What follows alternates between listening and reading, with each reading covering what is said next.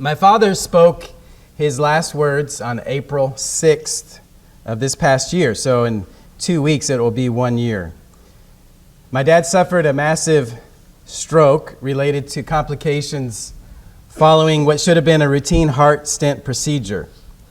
And the day after his stent procedure, I went to the hospital to pick him up, and he was talking and everything seemed fine, but a massive brain bleed began, and we rushed him to another hospital, Vanderbilt, but it was too late, and he never spoke again. Dad passed away 6 short and turbulent days later. Last words are important. The last words I can remember my dad saying were words of praise and words of home and words of rest. Words of praise, I had just shown him while he was in the hospital before the stroke began, a video of my 2 older boys in a concert they had performed the night before, and he was praising them. He spoke words of home because he was tired and ready to go home to see my mom. And he spoke words of rest. He needed rest. My last words experience is not unique, and I'm certain that there are many of you here who have experienced last words moments with your loved ones. We treasure those words.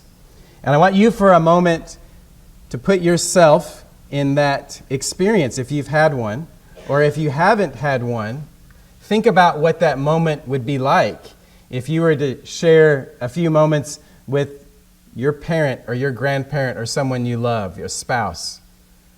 What would that be like? Or what would your last words be? Would they be words of sorrow and fear and regret? Or would they be words of reconciliation and forgiveness and peace? Would your last words be words of anger, loneliness, and guilt? Or would your words be words of instruction and warning and blessing? Last words are important. Open your Bibles to Deuteronomy chapter 1. As we began and introduced our study in the adult class this morning, notice how this challenging book begins in Deuteronomy chapter 1 and verse 1. These are the words that Moses spoke. So rather than viewing Deuteronomy, as we looked at this morning, as a book that's redundant because it's a retelling to some degree of the book of Leviticus, rather than viewing it as antiquated, out of date, a part of a covenant that we're no longer under, or a part of a culture that we can no longer understand, or we feel like that. Instead, recognize that these are the words that Moses spake. These are not just any words from any person on any occasion. So, what were the words spoken? Who spoke these words? And what was the occasion? Well, we read the occasion as we continue reading in chapter 1. That the children of Israel were just on the east side of the Jordan River. And finally, after hundreds of years of the promise that first was given to Abraham, God's people, now this new nation, are about to enter into this promised land, a promised land of blessing as the people of God. Notice where they're located, and it says in verse 2, it is 11 days' journey from Horeb by the way of Mount Seir to Kadesh Barnea. It's tragic that a journey, when they were at Mount Sinai or Mount Horeb, just outside of Egypt, a journey that should have taken them only 11 days to make from Egypt to the Promised Land has taken them 40 years. And in the 40th year, on the first day of the 11th month, Moses spoke. These are the last words of Moses. Moses spoke to the people of Israel according to all that God had given him in commandment to them. After he defeated Sihon, the king of the Amorites, who lived in Heshbon, and Og, the king of Bashan, who lived in the Ashtaroth and the Endradi, beyond the Jordan and in the land of Moab. Moses undertook to explain this law, saying, the Lord your God said to us in Horeb, you have stayed long enough at this mountain. These are the last words that Moses spoke at the end of a 40-year wilderness wanderings journey. What were you doing 40 years ago today, if you are old enough to remember or recall? So that would be going back to 1982. Just imagine if you started out on a trip and you're going to move somewhere and you load up the truck and since 1982 you've been traveling around trying to get settled. How much has taken place? It's been 40 years. This is a unique occasion for Israel because they are on the brink of the Promised Land. It's a unique occasion for Moses as well. Look at Deuteronomy chapter 31. In Deuteronomy chapter 31, we find that this is a unique occasion for Moses because he is not going to be allowed to enter into the Promised Land. And he says to them that he is about to die. So Moses continued to speak these words to all Israel, and he said to them, I am 120 years old today. I am no longer able to go out and to come in, and the Lord has said to me, you shall not go over this Jordan. The Lord your God himself will go over before you. He will destroy these nations before you so that you shall dispossess them, and Joshua will go over to your head, as the Lord has spoken. And the Lord will do to them as he did to Sihon and Og, the kings of the Amorites, to their land, and he destroyed them. And the Lord will give them over to you, and you shall do to them according to the whole commandment I have commanded you. Be strong and courageous, do not fear or be in dread of them, for it is the Lord your God who goes with you. He will not leave you nor forsake you. So as we look at this, we learn that these are first the last words of Moses. Moses is about to die, and the people of God know it. Moses knows it, and he is about to give his last exhortation. Look at chapter 32 and in verse 48.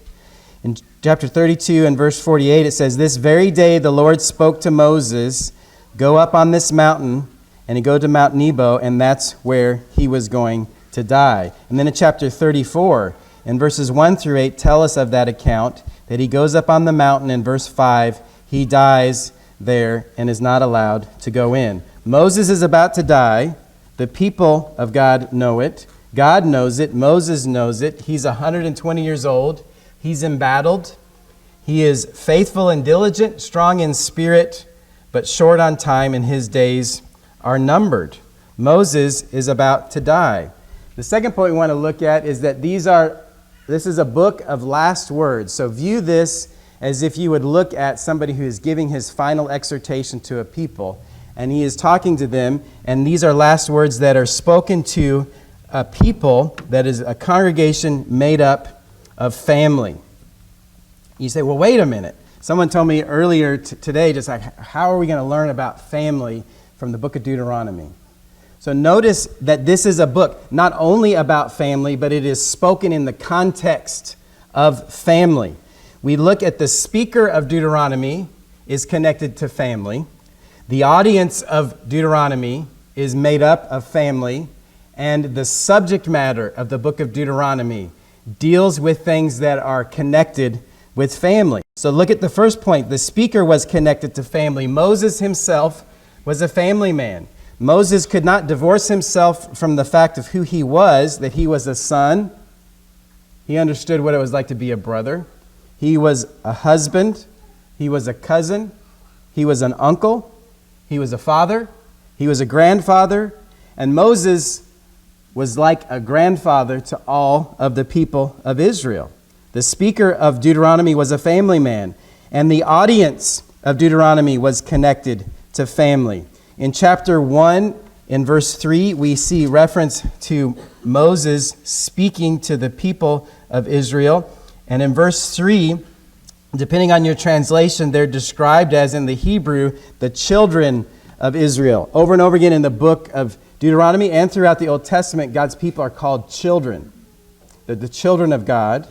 And they're described as brothers and sisters. They're brethren and children in the same family. And think about this as well.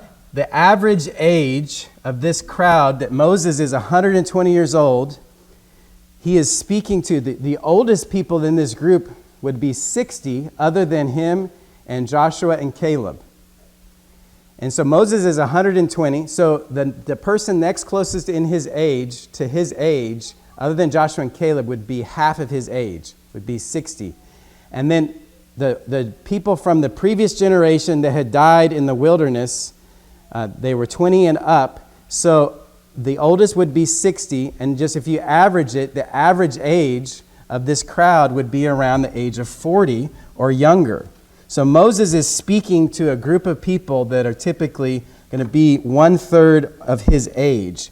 And every person in the crowd would have been connected with family. It would have been a crowd that was connected with husbands and wives and sons and daughters, children, siblings, brothers, and sisters. The book of Deuteronomy is also not only connected to family from the speaker's point of view, but also from the audience's point of view, but also from the subject matter's point of view. As we've already looked at, we see in the book of Deuteronomy, the book is telling, Moses is saying, these are the things that I want you to teach to your children and to your children's children. In Deuteronomy chapter 6, and in verse 7, he says, you shall teach them diligently to your children. You shall talk of them when you sit in your house, and when you walk by the way, and when you lie down, and when you rise. This is going to be mentioned over and over again in the book of Deuteronomy, and you saw that even in reference to the verse that was read for the scripture reading.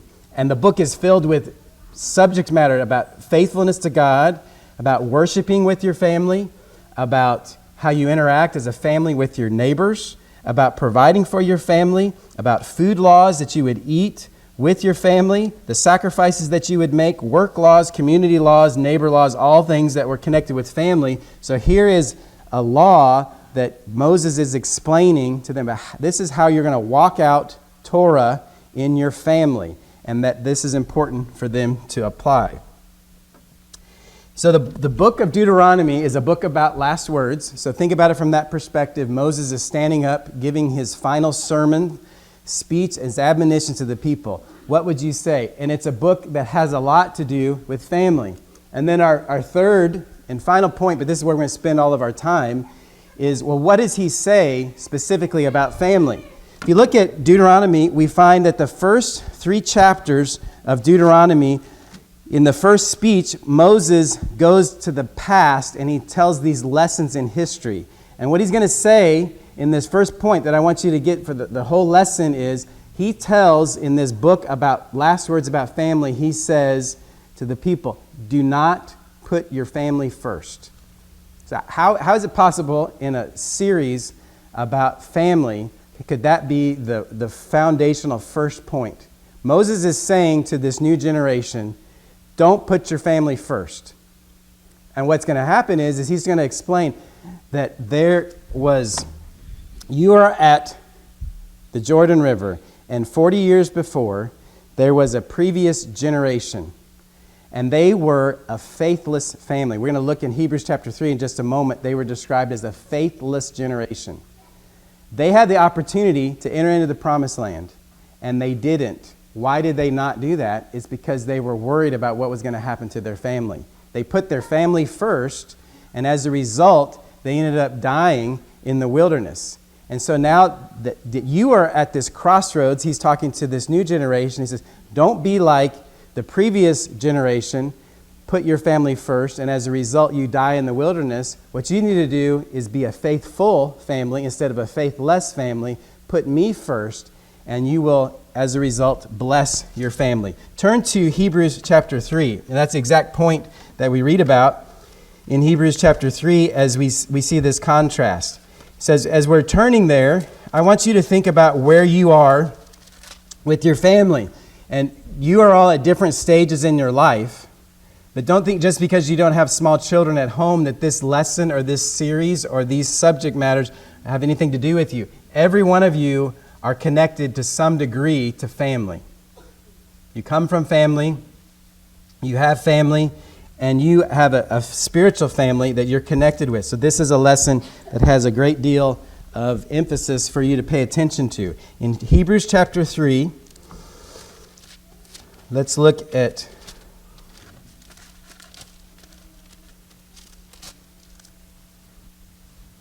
verse 7. Therefore the Holy Spirit says, today if you hear his voice, Do not harden your hearts as in the rebellion, on the day of testing in the wilderness, where your fathers put me to the test and saw my works 40 years. Therefore I was provoked with that generation, and said, they always go astray in their heart. They have not known my ways. As I swore in my wrath, they shall not enter my rest.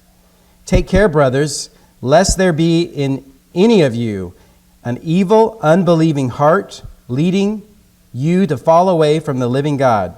But exhort one another every day, as long as it is called today, that none of you may be hardened by the deceitfulness of sin.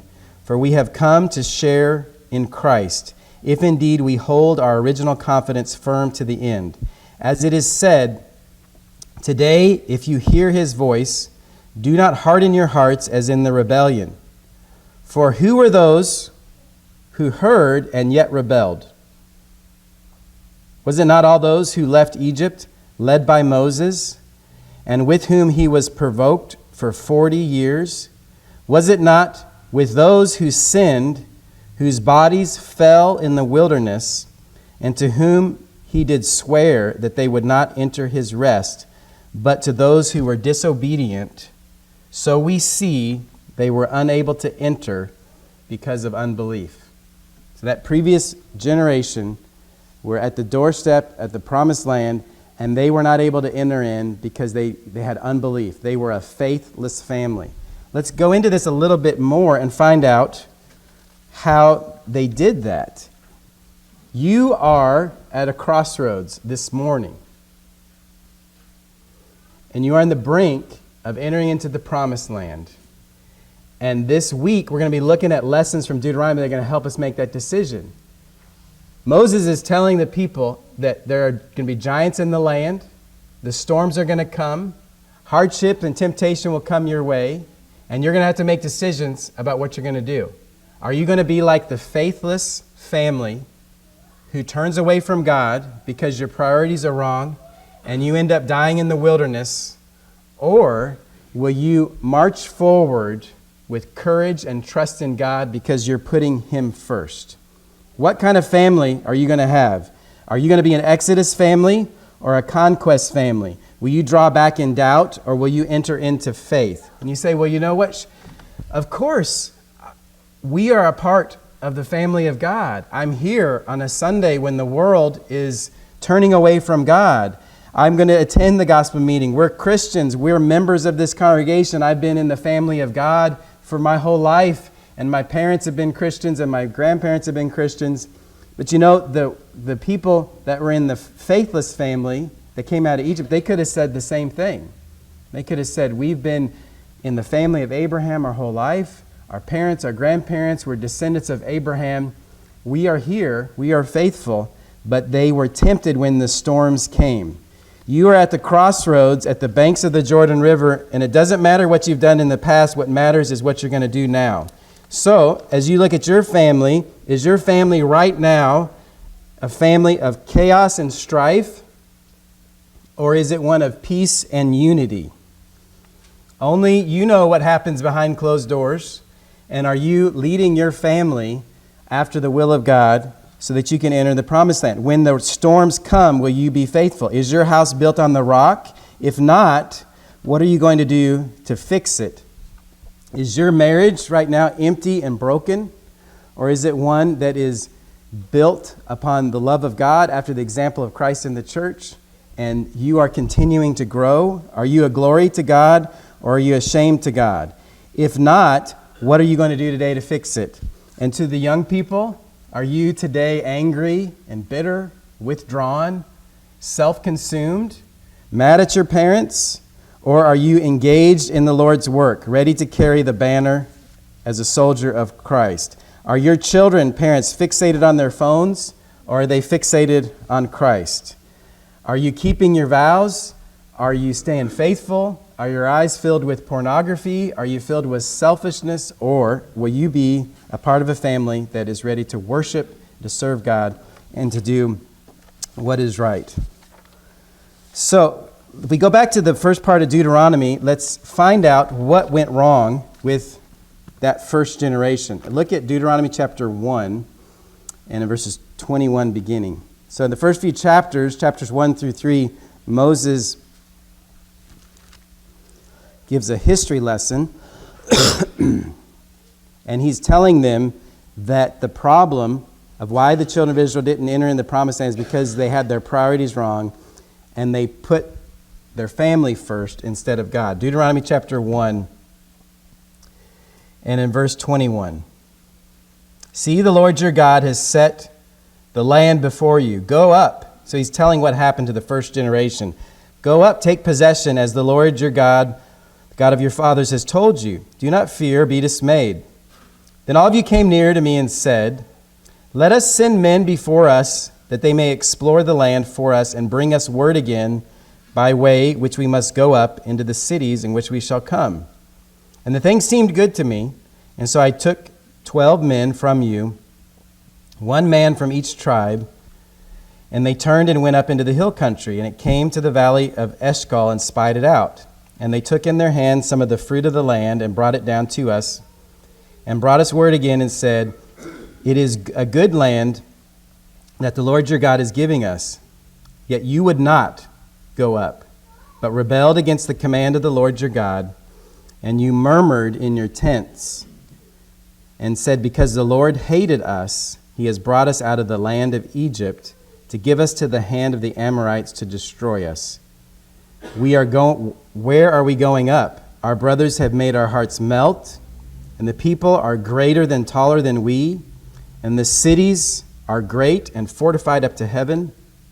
And besides, we have seen the sons of the Anakim there. Then I said to you, do not be in dread or afraid of them.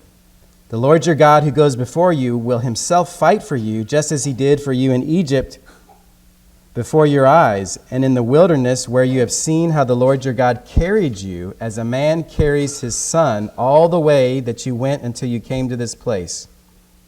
Yet in spite of this word, you did not believe the Lord your God, who went before you in the way to seek out a place to pitch your tents, in fire by the night and in the cloud by day, to show you by what way you should go. And the Lord heard your words and was angered, and he swore, not one of these men of this evil generation shall see the good land that I swore to give your fathers, except Caleb, the son of Jephunneh, and he shall see it, and to him and to his children I give the land which he has trodden, because he has wholly followed the Lord. Even with me the Lord was angry on your account, and said, you shall not go up in there. Joshua the son of Nun, who stands before you, shall enter. Encourage him, for he shall cause Israel to inherit it. But as for your little ones, who you said would become a prey, your children, who today have no knowledge of good and evil, they shall go in, and to them I will give it, and they shall possess it. But as for you, turn and journey into the wilderness, into the direction of the sea. So as you look at this account, we see what happened in this. And this is a threefold story of seconds. First, why did they send the 12 spies in the first place? Did you notice when we read it in Deuteronomy chapter 1, it wasn't God's idea to send in the spies. It was the people's idea. They came to Moses. They're there. God's already said that they're going to have the land. He's promised it to Abraham 400 years before. Why did they send the spies in? They asked Moses about sending it. Moses says, well, it seemed good to me, so we did that.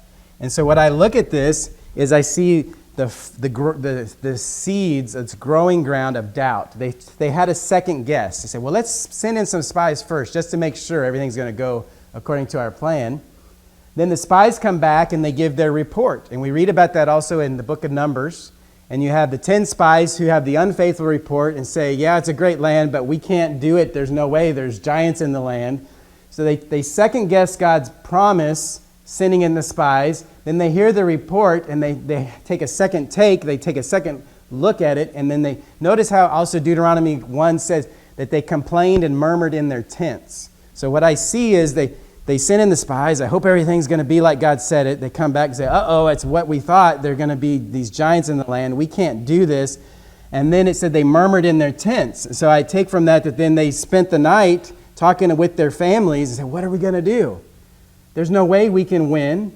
Our children are going to be killed. Our wives are going to be slaughtered, and everything's going to be gone. So they had a second guess, a second take, and a second look. And as a result, notice that the emphasis in chapter 1 and in verse 39 says, "And as for your little ones, who you said would become prey." So what are they charging God with? God, if we do what you say, you are going to make our families be slaughtered. If we do your way, do your will, your way, we are going to be ruined. The charges they bring in against God is, God, you're not putting our family first, and so we need to put our family first, and as a result, we will not go in. Look at Numbers chapter 14. Numbers 14 and verses 1 through 3 is a parallel account. Numbers 14 and verses 1 through 3. Then all the congregation raised a loud cry, and the people wept that night. And all the people of Israel grumbled against Moses and Aaron. The whole congregation said to them, "Would that we had died in the land of Egypt, or would that we had died in this wilderness. Why is the Lord bringing us into this land to fall by the sword? Take note, our wives and our little ones will become a prey. Would it not be better for us to go back to Egypt?" And they said to one another, "Let us choose a leader and go back into Egypt." The reason they didn't go into the promised land is because they were worried about their wives and their children. And they thought, we have to protect our families.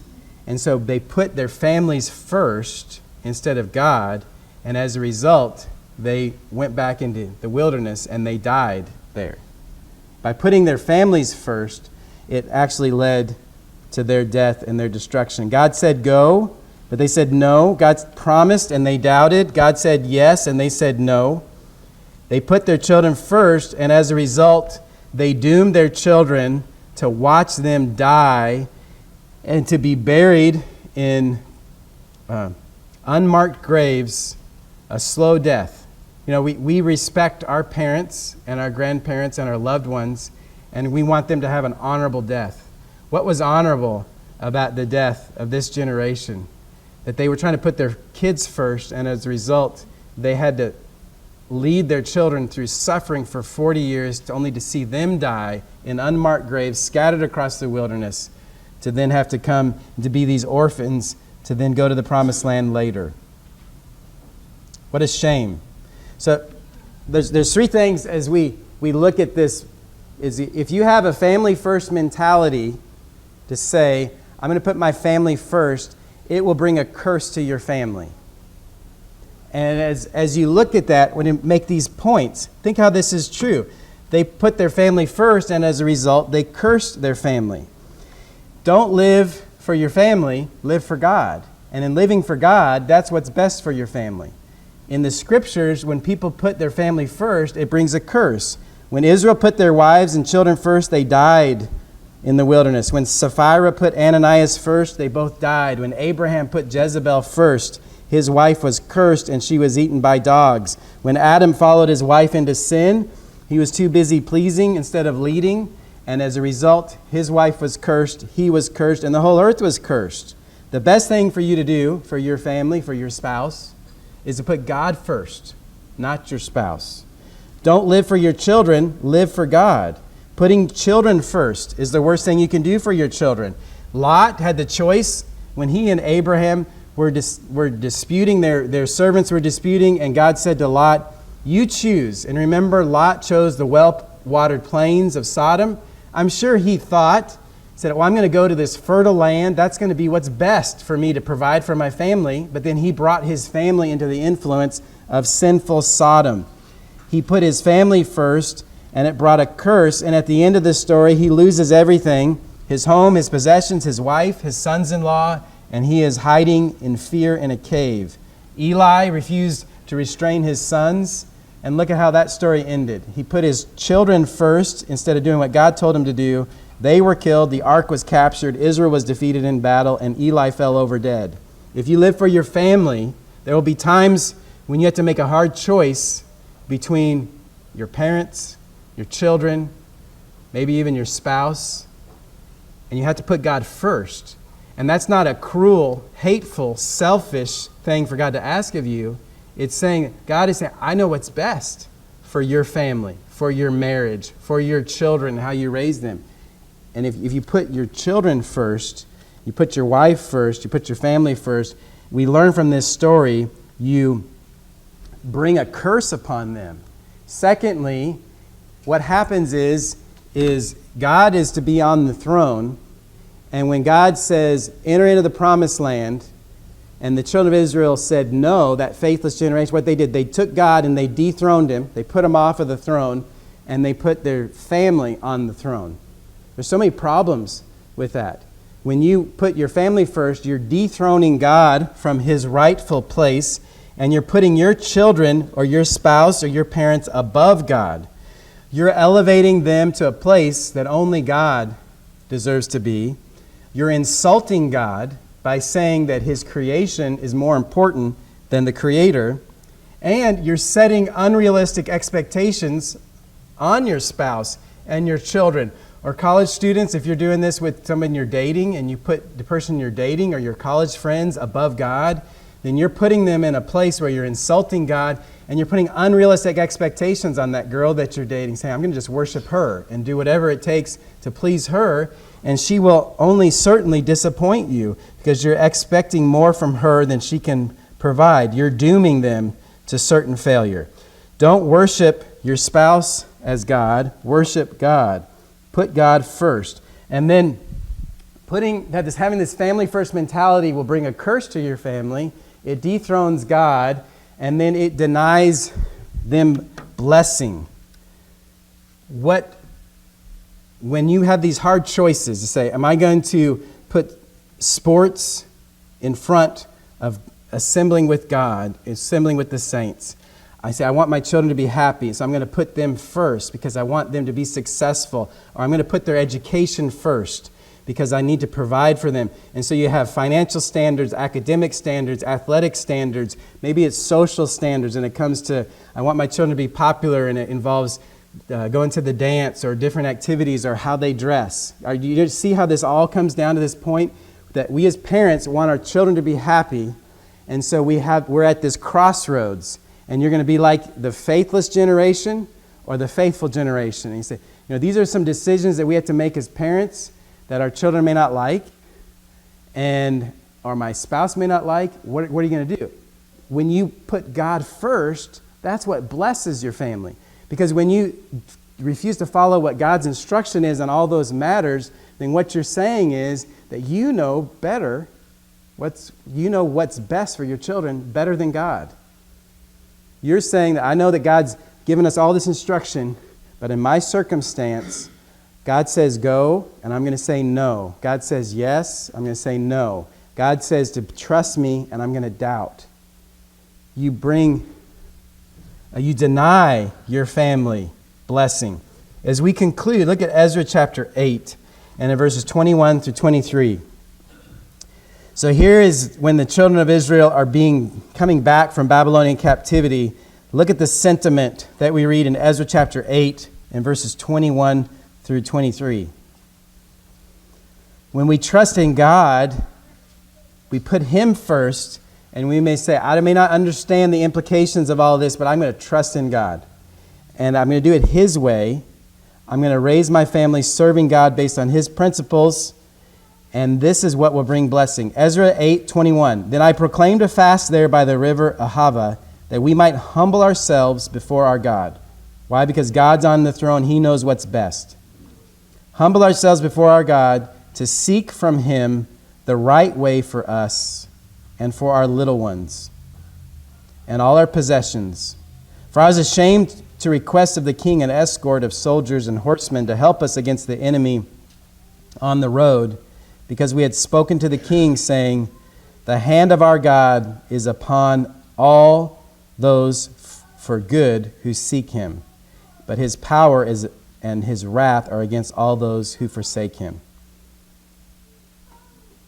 Let us seek from God. Let's humble ourselves, come before his throne, and seek from him the direction about how we can lead and protect our little ones, and God promises to help us. The best thing that you can do for your family is to put God first. And so as we begin this study, we see that Deuteronomy is a book of last words, the last words of Moses.